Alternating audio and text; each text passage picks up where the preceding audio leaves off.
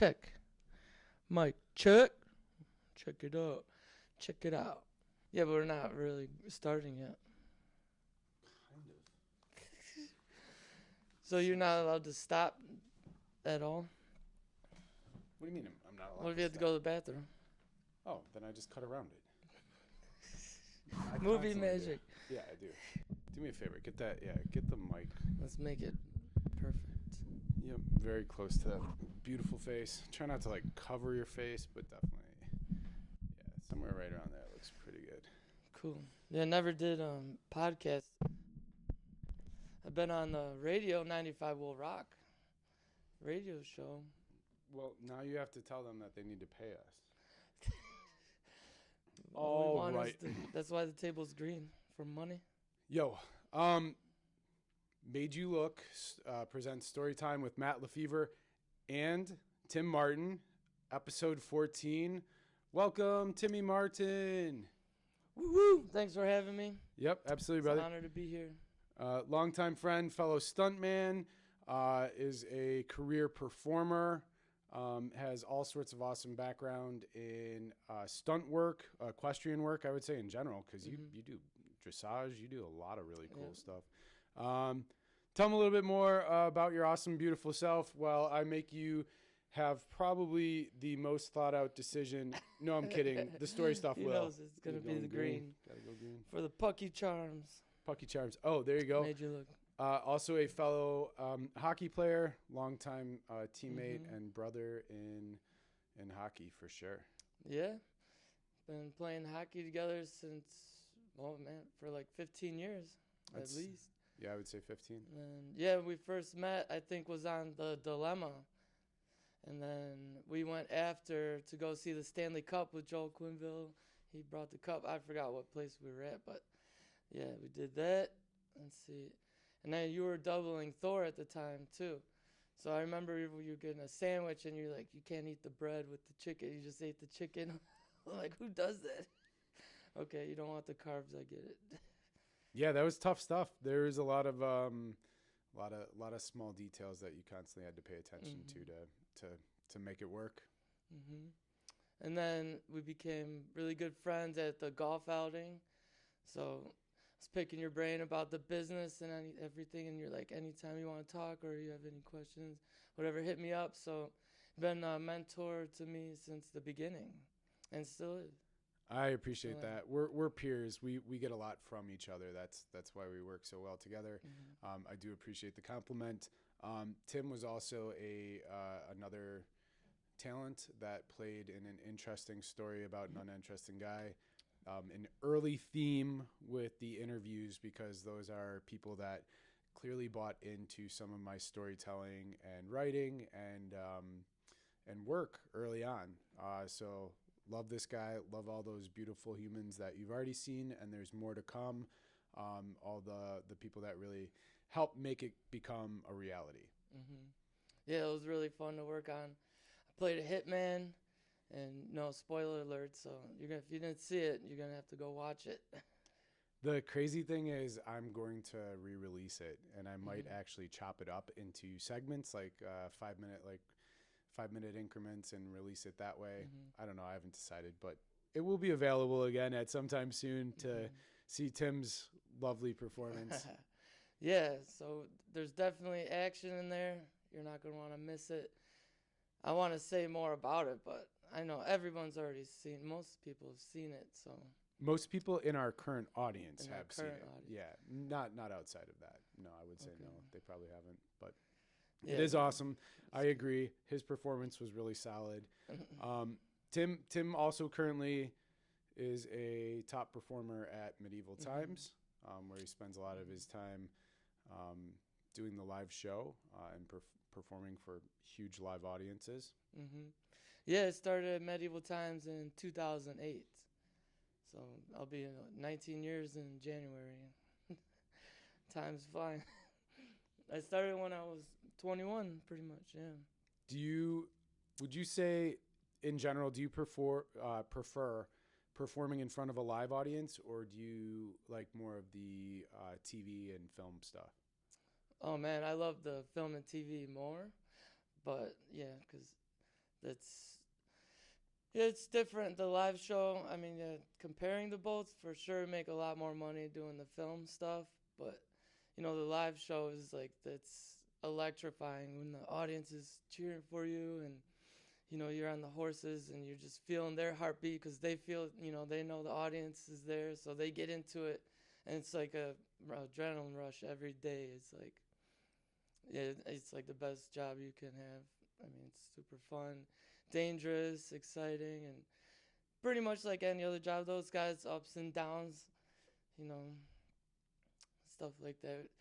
There are a lot of stories you could get into with that job. Oh, I'm gonna jump into one because this guy says dangerous, and there's also a whole nother level. If you're working on a TV or a film set and something goes wrong or there's a hiccup, we want to stay in our performance as much as possible, but there is still a large safety net to call cut or to figure something out. There's a medic standing by, whatever else. He did a live performance not that long ago where he had it was an axe or a pole axe or something that broke and hit you in the head during the show. Yeah, no, it was a sword. Two-handed sword. Yeah, I zigged when I should have zagged. And almost got scalped. Yeah, right to the side of the head. Poof, I got 7 staples. And then continued the show. I was going to say. And continued my body's the show. Getting warm. All the blood is just pouring down. But yeah, it's a live show. It's like, got knocked out for a second, then you get back up. Where am I? Oh, yeah. And disarm. We went right to the last series and then did the fight. And then, yeah, I had to go to the emergency room. Right after. Yeah. And then 3 days later, he was playing hockey again. Because, yeah, normally I could just put super glue on it and then go back out there and cover it up. But this one was like, I'm in the locker room. I'm like, all right, let's get a picture. This is awesome. And then all of a sudden it's like just squirting. We're like, nope, we don't have time for pictures. Cover it up. They're like, it's just a flesh wound. There you go. So you went Monty Python. Yeah. When you said the blood squirting, that was National Lampoon's European Vacation. Oh, yeah. When he hits the guy on the bicycle and he clearly has the cord coming out of his arm or whatever, but it's just spray. No, I'm good. I'm good. I'm just going to apply a little pressure on this. Be fine. Rub some dirt. Yeah, so that was the most recent one. But, yeah, we're just always getting beat up, bruised every day. It takes a toll on your body, but we stay in shape and practice and you got to do what you got to do to survive out there. It is kind of a crazy dynamic, though, because for the live show aspect of it, you guys put in, man, I don't know, 10x the reps that we would do on any kind of a performance for TV or movie. And you guys also probably get paid 10 times less, too. Yeah. So. Yeah.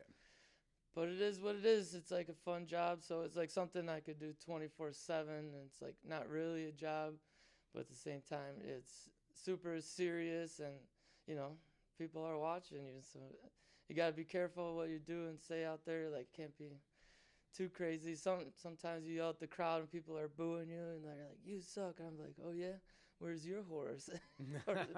You got to interact with the crowd. I think they love that a lot. You could tell. I try and look at every single person in the eyes in the audience and just to, and just take it all in and draw them in too. I'm sure. Yeah. I have gone to the show a handful of times. It's phenomenal. Do you guys actively play the heel role? I'll play the villain or the champion. So the villain, he has lines too where he's yelling at the king and the queen, and then there's like an alliance, and then the bad guy breaks the alliance and fights the champion. Well, so he does 3 fights and then jumps off the horse in one of the battles, and then fights for the gold at the end. And do you guys actively engage the crowd with the heel roll where you're like, oh yeah, when I'm trying to get I'm like, my house, Perlata, we'll defend, whatever. So you got into no it. spoiler alerts, so you got to go see it. There you go. Well, they do change the show too. So if you haven't seen it in a while, check it out because they put fresh new twists in it all the time. I would say. Yeah, every 5 years or so we'll change the script. and then every week we'll change the colors, and the guys will switch around. So based on seniority, it gets to decide who's doing champ or villain. And then the new guys are the guys die first usually. Yeah. And for you coming up, did you have a background in theater or performing arts of any kind, or? Yeah, I started doing some independent films, and I went to the stunt school and met Aaron Crippen. He came as an alumni to help out, and we started doing other live shows like a Western show. We did Civil War reenactments together, and so I was working with Crippen on one of his short films, and we were sword fighting.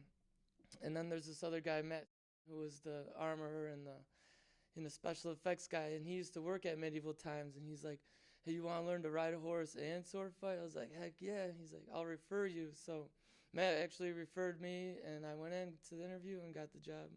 That's awesome. It's a crazy world how everything fits in place over time. Yeah, spider web of connections gets you back for sure. That's awesome.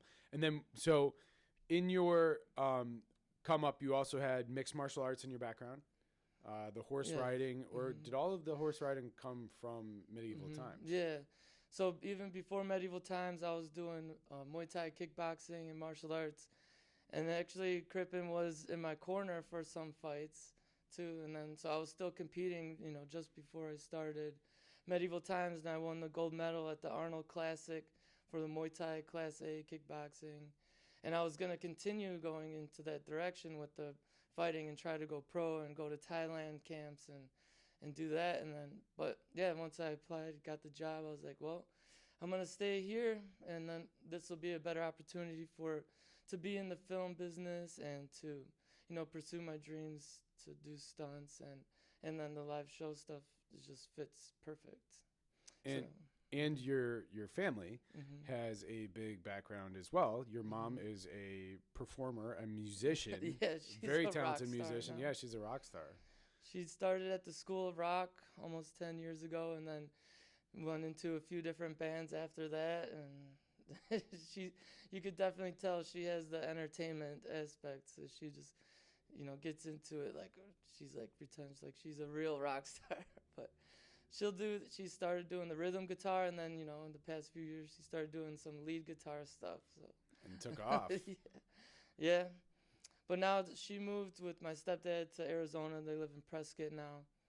My dad's still here in Antioch, so we go out on the lake in Lake Catherine up in the chain. Yeah. Doing some fishing and stuff. An uncle or something that writes, right? So in the entertainment business, my uncle is a director in L.A., Jay Martin. There you go. He started doing storyboards, and he just did the storyboards for the noir, Spider-Man noir. Oh, yeah.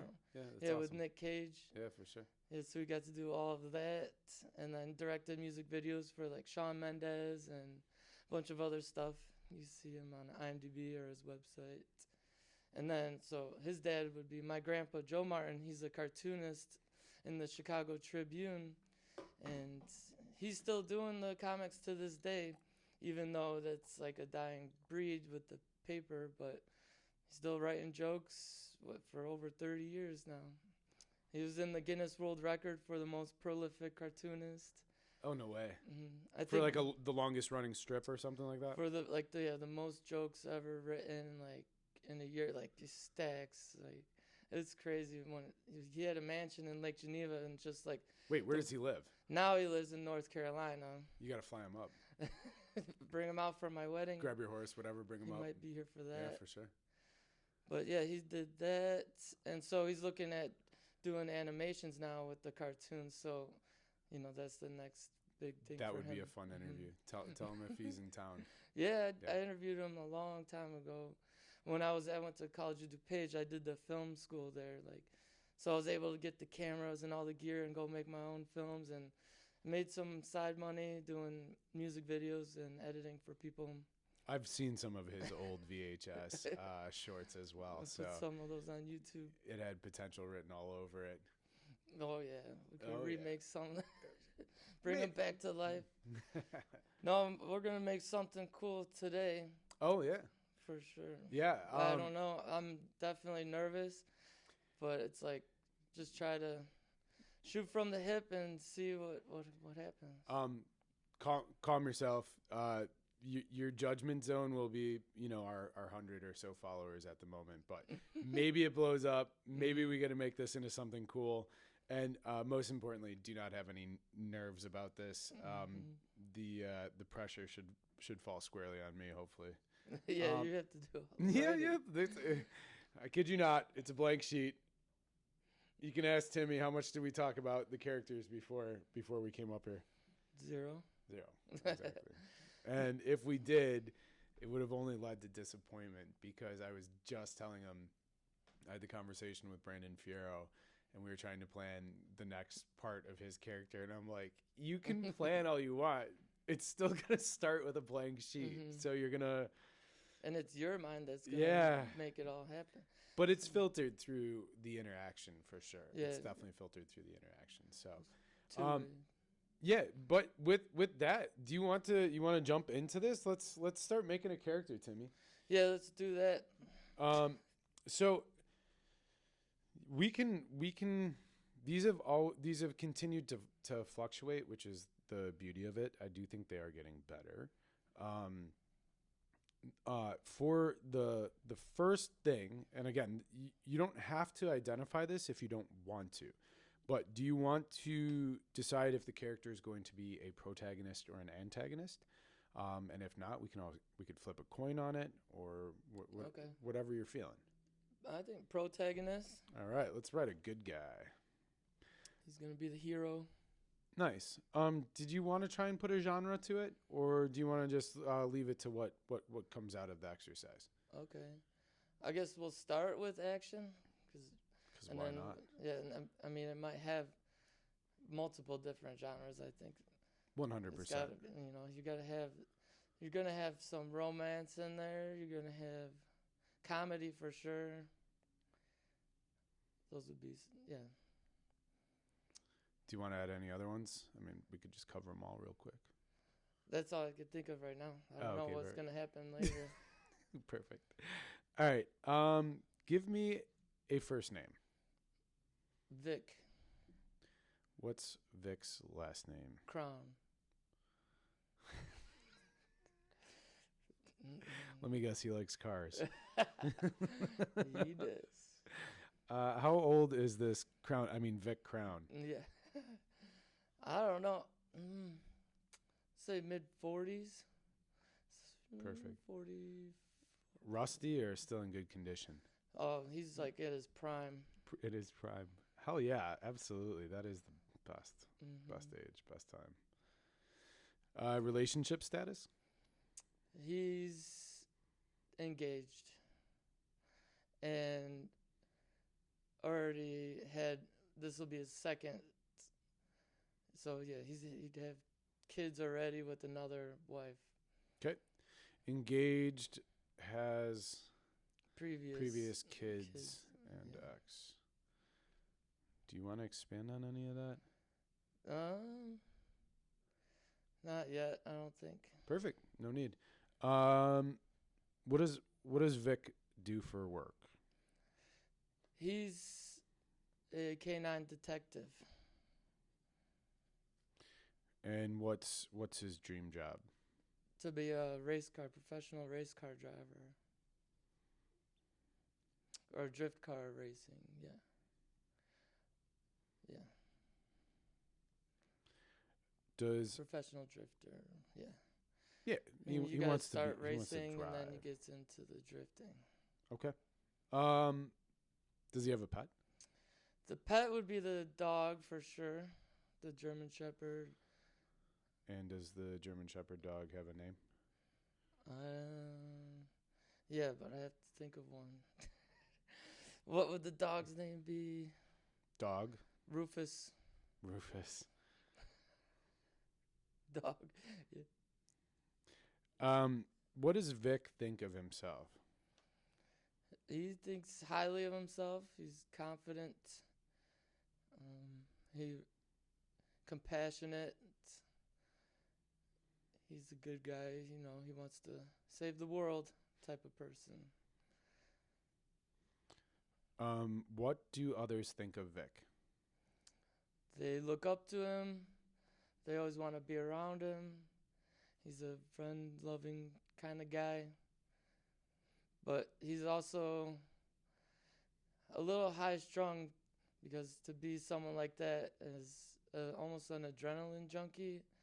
So he could snap off and really get serious and intense, at the snap of a finger. Like, he's the guy you want to be on your hockey team. Or, a guy to be on your team that'll take care of you. With dashing good looks, a beard, and long hair? I don't know. He's not me. Oh, no. This is Vic Crown. Yeah, exactly.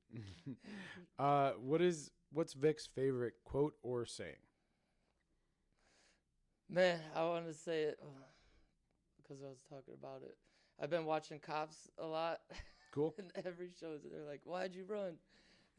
So in the locker room, we're talking about that all the time. Every time the show comes up, "Why'd you run?" Because you're chasing me. What did you think? I didn't do anything. Why wrong. did you run? Why did you run? Okay, and what does Vic do on a Friday night? Friday nights, if he's not out with his girl on a date, he's hanging out with his kids. If taking the kids to shows like Medieval Times, or taking his daughter to the horse shows for the weekends, or going camping with the family. Go out of town on the lake. But he's he's still working. It's his last year in the force, so he's gonna go into retirement. And what happens is, like, they call him out in retirement for his big job. That's what he does on a Friday night, is he goes into retirement. He goes into retirement. Just double checking. Yeah. I'm just thinking into the future. No, the Friday night. Because he could get a call on a Friday. You're still on call when you gotta protect, wherever he lives.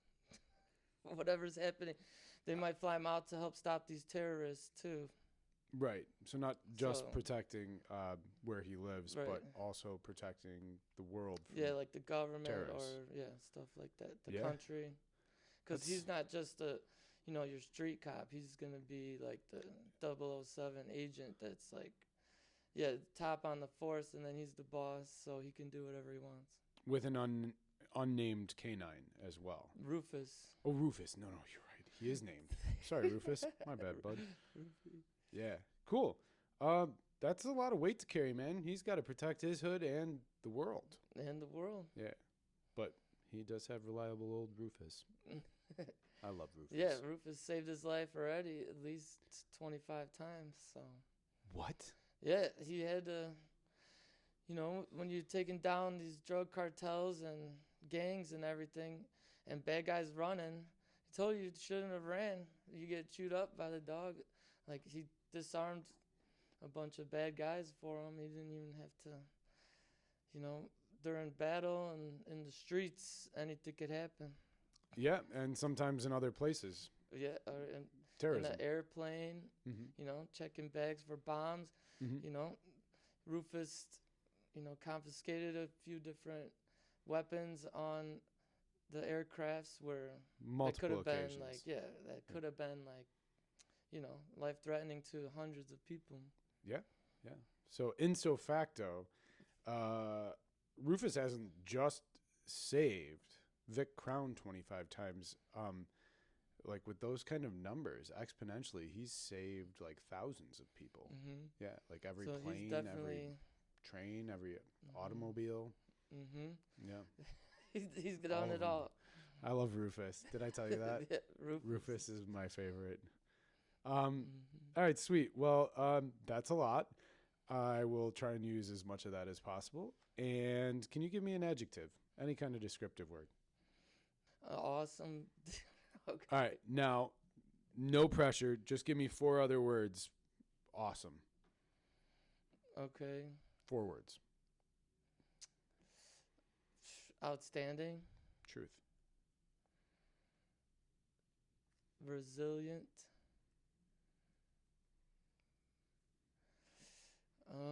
hero, and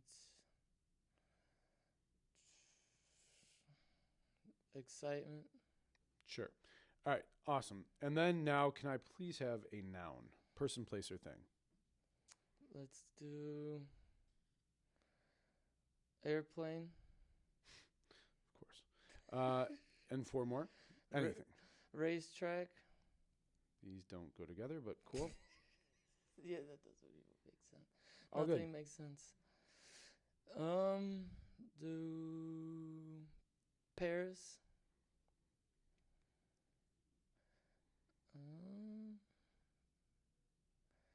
Fire Fire. 1 more. and guns. Guns. We definitely have some random words. That's what you fantastic. asked me. Yeah. No, it's good. I literally cannot wait to hear what our story breaks are going to be. This is going to be good. This is gonna be good. Oh, this is going to be good. I try to make. I'm making it too. I technically have 2 storyboards going in my head right now, just so you know. Of course you do. Okay. It's challenging that I could not do that. Which part, bud? Come up with so many stories like that in your head. Like you have to be really. You're a good writer, so you got it. I appreciate that, brother. There's no doubt. I practice, so it's because I enjoy it too. Mm-hmm. Sweet. You are familiar. Anybody that's just tuning in because you heard the name Tim Martin, you're like, I got to see this. I'm going to write for 7.5 minutes. Tim will just give me a count in 3, 2, 1. I'm going to really quickly try and build a world in which Vic Crown exists with his awesome German Shepherd Rufus, who has saved him 25x times, as well as countless other potentially thousands of people. I've got some random words, good idea of who he is and what his background is, and we're gonna figure out what happens to Vic Crown. And then at 7.5 minutes, we're gonna stop. He's gonna give me 2 different story break ideas. I'm going to write it in and see if we make something really fun and cool happen with Vic Crown. So, at your discretion, Timmy, give me a 3, 2, 1. Hit that start button. You can F off. I'm gonna speed ramp all this in post, anyways. All right, let's do it. 3, 2, 1, action.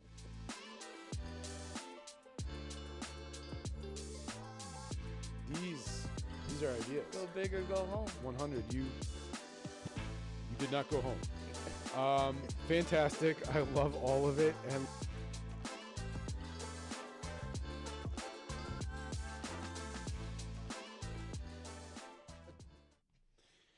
paused.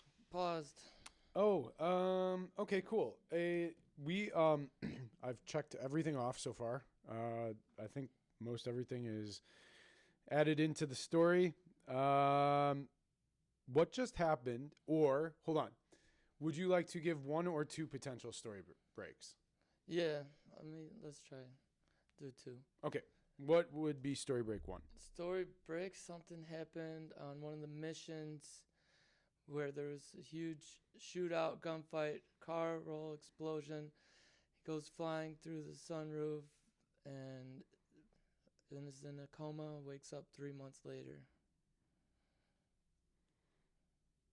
I'll take huge shootout, maybe coma 3 weeks later. Maybe. That was because those are like multiple kind of story. You actually kind of wrote the story. That was nice job. Coma wakes 3 weeks later or 3 months? 3 weeks. 3 weeks. Okay. Give me a second story break. Second story break.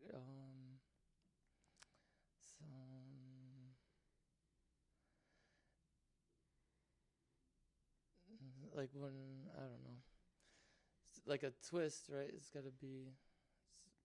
This is the twist. Do you want to just go with story break 1? Story break 1. Something happened. Huge shootout. Coma wakes up 3 weeks later. Yeah, that works. Otherwise, I was thinking maybe something that happened on an airplane and the pilot went down and he had to take the reins and land the plane or something. Okay, let's go with the first one. Yeah. I don't know. He's not currently on a plane. No big deal. I could probably have him run and jump onto one or something somehow. Or a helicopter. But I do only have 7.5 minutes. Mm-hmm. And I would need probably closer to 8 to do that. So Otherwise, he wakes up and he's no, yeah. I like that. That's fine. I absolutely love it. It's going to be a huge shootout. He gets comatose and wakes up 3 weeks later. Yeah. Yeah. Okay. See, Count me back in. He wakes up with the burns because he was caught on fire too, and then he was saved. Wait, are we adding more? I'll let you do it. No. Yeah, we can add more. No, that's good. That's good. Do you want me to burn him? Yeah, Okay, someone's gonna copy. have to be on. He's definitely on fire. Car rolls, flips, goes flying. You know, currently I don't have any budget for any of this stuff, right? Oh shoot. Yeah. But I like where you're going. These are ideas. Go big or go home. 100. You did not go home. Fantastic. I love all of it. And let's count me in so I can see how much of this I can write in 7.5 minutes. Still 7.5 more minutes? Yeah. Just you turned it off. It's all good. Start it over. Sorry. Boop, boop. Really quick. Edit this shit out and post. All right. Just hit start again and put it at 7.5 minutes.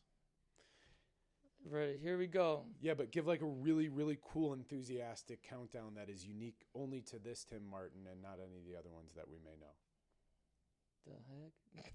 Okay, here we go. In 3, 2, 1, action. Crown Vic. Oh, I'm going to use mine. Yours was action. You want me to burn him? Yeah, Okay. someone's going to have to do it. He's definitely on fire. Car rolls. You know, currently I don't have any budget. But I like where you're going.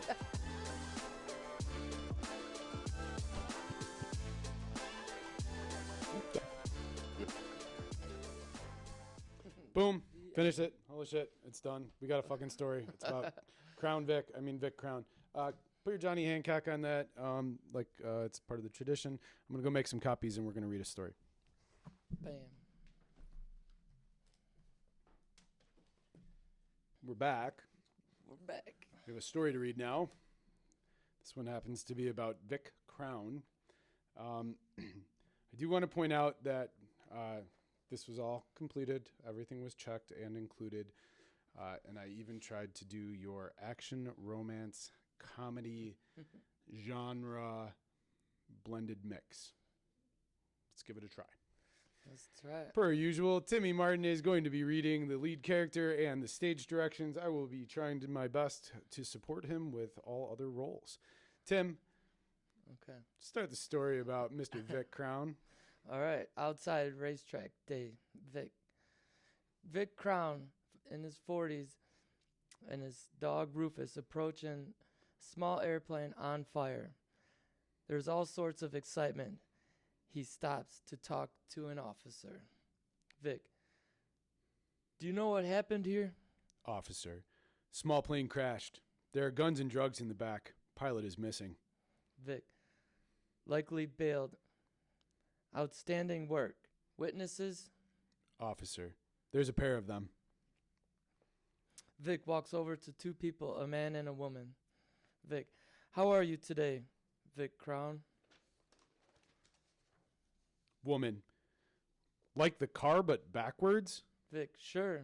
Man, oh my God, that's awesome. Or hilarious. Did you get picked on? Vic, a bit. Woman, you poor thing. And who's this little hero? She bends down to pet Vic's German Shepherd, Rufus. Vic, Rufus, careful though.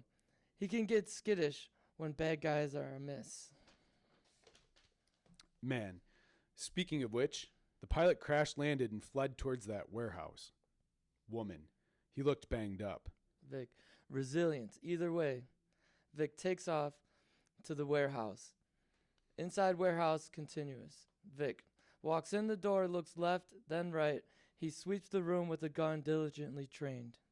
Boom, boom, boom. Shots have been fired. Vic stumbles back and crashes to the ground, returning fire. Boom, boom, boom. He's been hit. The bad guy has the drop on him. Bad guy walks up to Vic and trains the gun on his head. He cocks the trigger and wham, Rufus takes him out. Fade to black.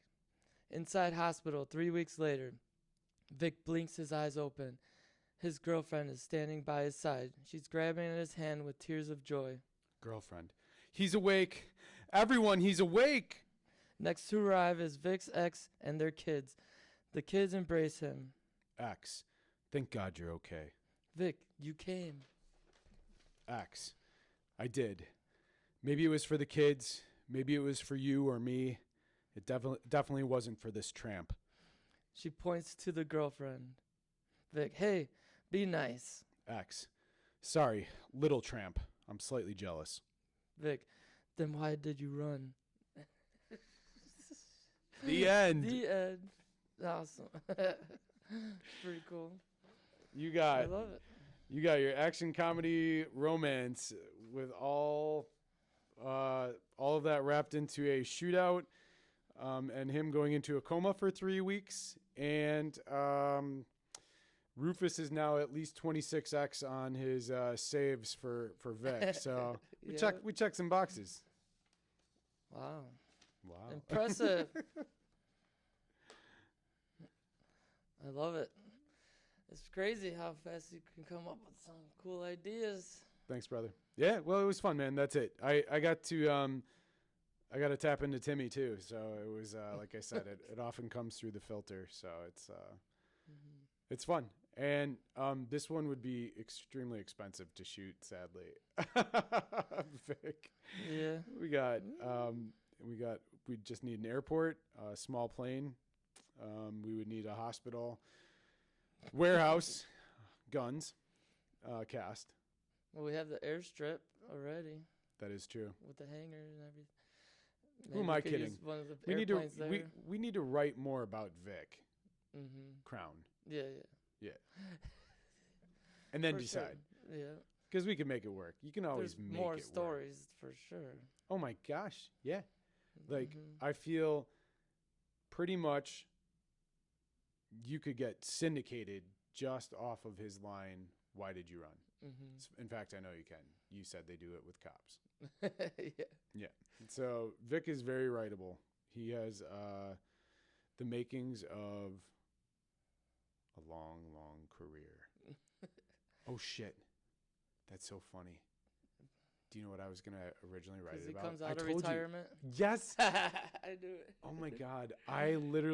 That's how quickly the storyboard changes in my head. Mm-hmm. I was literally going to have him on a Friday night at his retirement party and then cancel it or something come up.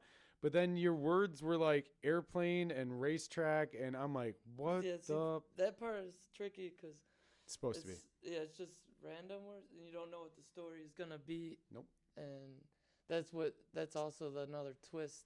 That's the challenge for you is basically can't make it can't buy easy. in. Yeah, you can't try and buy into like the idea of where the story is going to go because like I said, I had ideas that did not come out at all in the story.